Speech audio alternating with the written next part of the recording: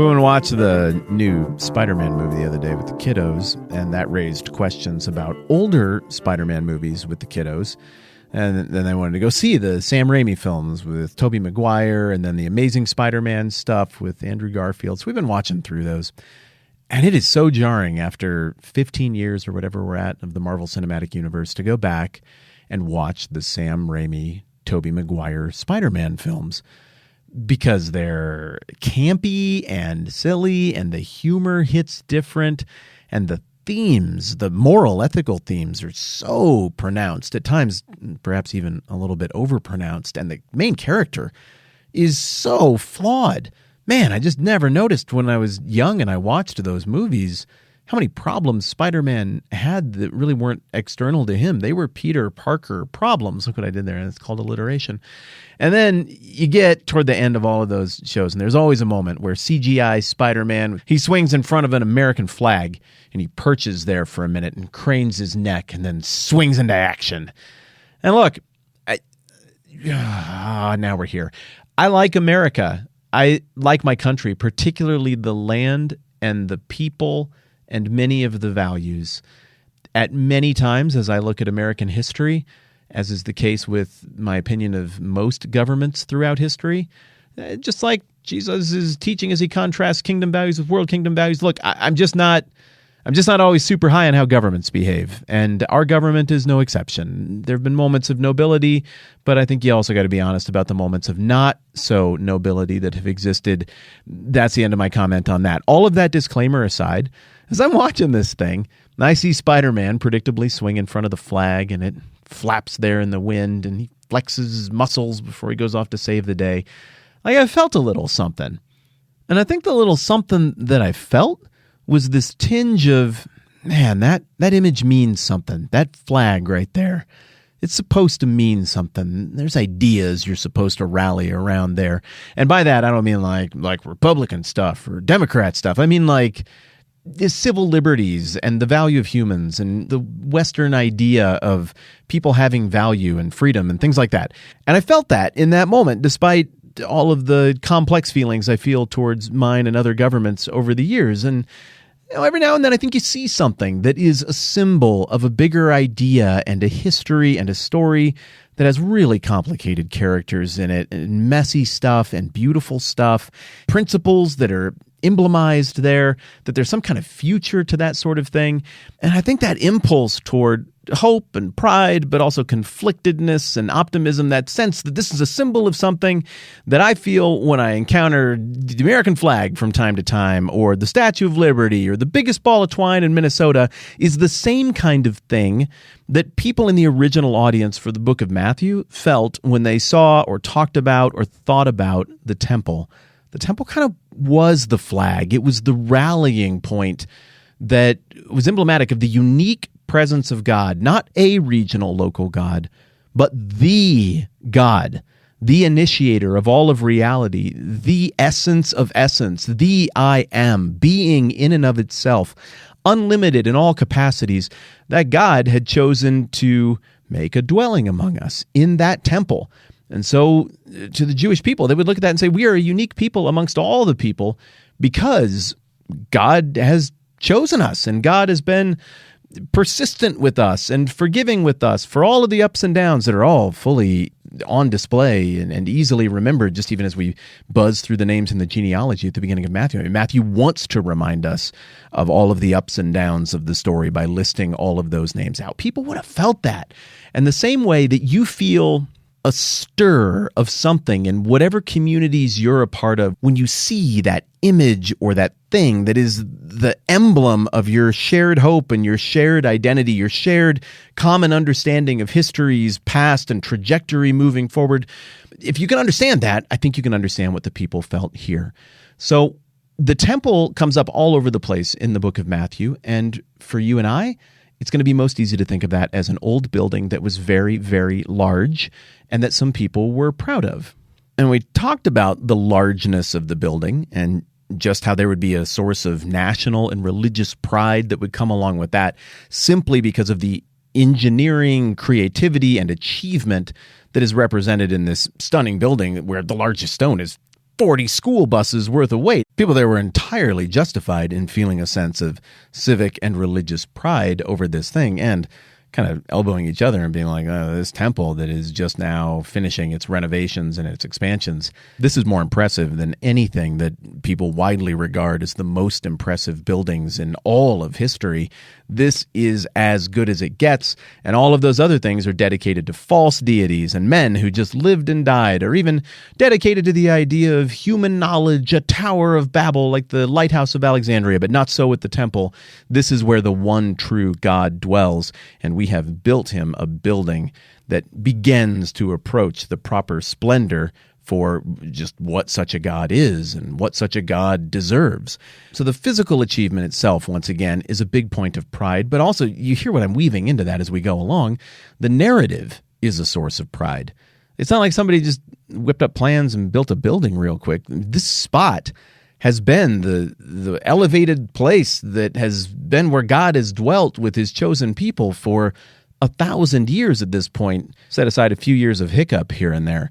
And the original temple that was built by Solomon was really cool and really impressive, and amazing things happened at that dedication. And so people felt like, no, it's not just something we speculate about, that God showed up at the dedication of the temple and that he lives there. No, like we are sure that God lives in this temple. And here's why. Because back in 1 Kings chapter 8, and yes, I had to look that up, we get this account that lends itself tremendously to the shared story that everybody had about what the temple really is and what goes on there. So God has made David a promise that not David, but his son can go ahead and build the temple. David instead is going to get this eternal throne on which a great king is going to reign forever. And it does fall to Solomon, David's son, to get after making this temple. Then we get to chapter 8. Now everybody's gathered around and we're going to dedicate this thing. This is what happened. Then King Solomon summoned into his presence at Jerusalem the elders of Israel, all the heads of the tribes and the chiefs of the Israelite families, to bring up the ark of the Lord's covenant from Zion, the city of David. All the men of Israel came together to King Solomon at the time of the festival in the month of, oh man, these words are hard, Ethanim, the 7th month. When all the elders had arrived, the priests took up the ark, and they brought up the ark of the Lord and the tent of meeting and all the sacred furnishings in it. The priests and the Levites carried them up. And King Solomon and the entire assembly of Israel that had gathered about him were before the ark, sacrificing so many sheep and cattle that they could not be recorded or counted. The priests then brought the ark of the Lord's covenant to its place in the inner sanctuary of the temple, the most holy place, and put it beneath the wings of the cherubim. The cherubim spread their wings over the place of the ark and overshadowed the ark and its carrying poles. These poles were so long that their ends could be seen from the holy place in front of the inner sanctuary, but not from the outside of the holy place, and they are still there today. There was nothing in the ark except the 2 stone tablets that Moses had placed in at Horeb, where the Lord made a covenant with the Israelites after they came out of Egypt. See, Ark of the Covenant, you see what they're doing there. But they get this part. This is where it all happens.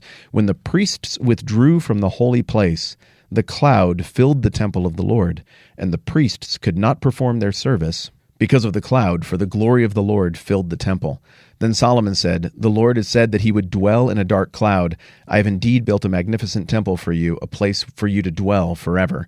While the whole assembly of Israel was standing there, the king turned around and blessed them. Then he said, "Praise be to the Lord, the God of Israel, who with his own hand has fulfilled what he promised with his own mouth to my father David.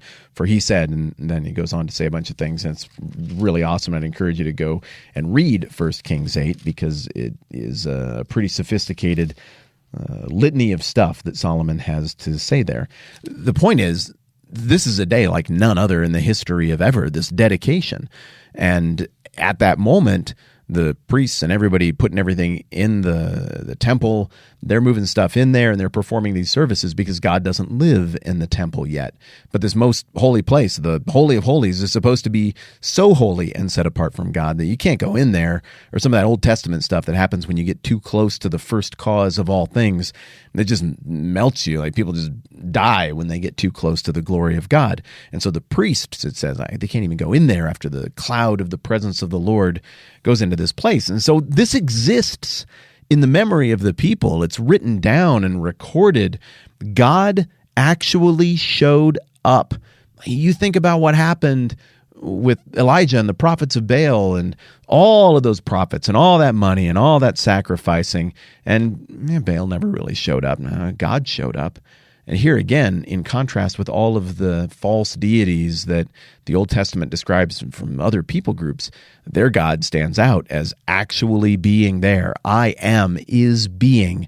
He is unlimited, and he makes his dwelling here in this place. That right there is going to cast such a long shadow in terms of how the Israelite people, how the Jewish people think of their relationship with God and how they think of that relationship geographically.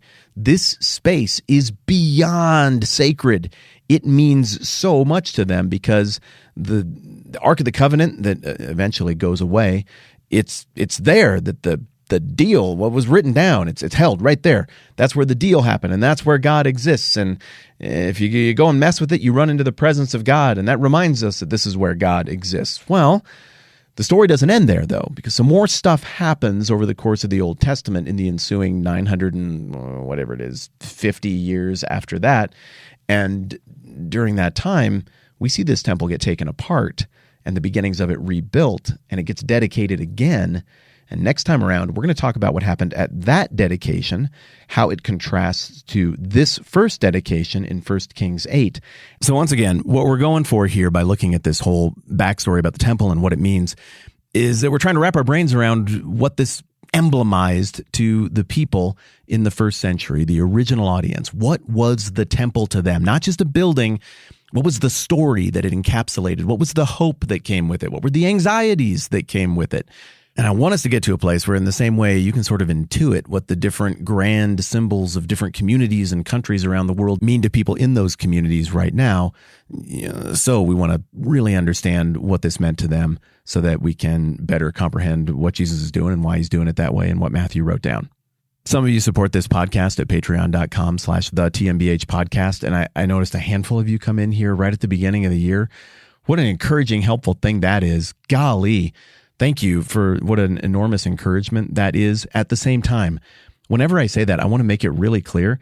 You don't have to do that. You don't have to feel bad about not doing that. This is a free podcast. It's only going to make sense for a very small percentage of people to go and voluntarily kick in on something that is meant to be freely consumed. So no pressure ever. Come and go as you need to. But thank you so much to everybody who at any point for any amount of time has been able to help make this thing go. I think all of you are awesome either way. Thanks for hanging out with me. I'm Matt. This is the 10-Minute Bible Hour podcast. Let's do this again soon.